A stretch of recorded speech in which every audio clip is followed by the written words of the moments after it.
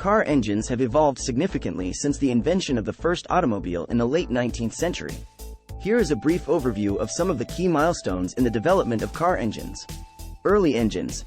The earliest car engines were single-cylinder, air-cooled engines that were relatively inefficient and unreliable. They were typically fueled by gasoline, which was becoming increasingly available at the time. Multi-cylinder engines. In the early 20th century, car manufacturers began to experiment with multi-cylinder engines, which offered smoother operation and more power. Four-cylinder engines were common, but some manufacturers also experimented with 6- and 8-cylinder engines. Advances in fuel delivery. In the 1920s and 1930s, advances in fuel delivery systems, such as the introduction of the carburetor, made car engines more efficient and powerful. Superchargers and turbochargers. In the 1930s, superchargers and turbochargers were introduced, which further increased engine power. Electronic fuel injection. In the 1980s, electronic fuel injection became widespread, replacing carburetors and offering better fuel efficiency and performance.